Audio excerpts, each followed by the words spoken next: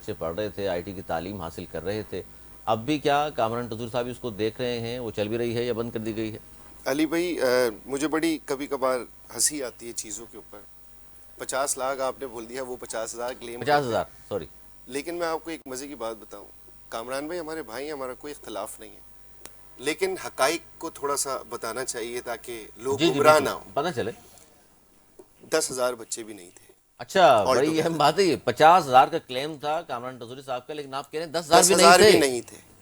اور جو بچے وہاں ٹریننگز کر رہے تھے ان کو کوئی سرٹیفکیشنز بھی نہیں تھی, کسی یونیورسٹی سے, کالج سے کسی ایفیلیشن نہیں تھی. سرٹیفکیشن نہیں تھی. سرٹیفکیٹ کس کا تھا پھر وہ؟ مطلب کوئی بھی ایک جو آئی ٹی کمپنیز ہوتی ہیں وہ سرٹیفائڈ کر رہی تھیں. الحمدللہ ہمارے پاس سرٹیفکیشنز کرنے کے لیے بہت ساری چیزیں ہیں.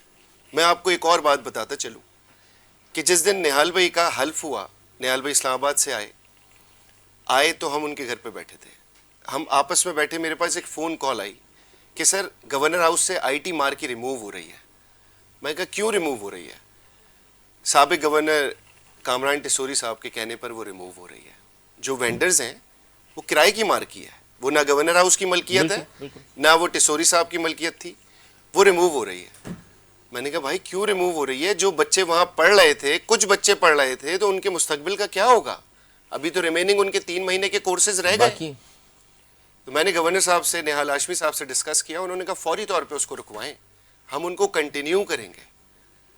اچھا اب یہ کہتے ہیں کہ جاری رہے گا, مجھے اس کے مستقبل, بچوں کے مستقبل کی بہت فکر ہے, اور ایک طرف آپ کے کہنے پہ وہ مارکی جو وینڈرز تھے ختم کی جا رہی تھی, وہ ہٹا رہے تھے, تو ہم نے اس کو رکوایا.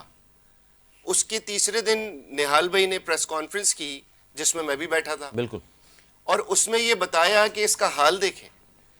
تو مجھے نا بہت دن سے میں خاموشی سے بیٹھا, یہ تو پوری دنیا نے دیکھا ہے.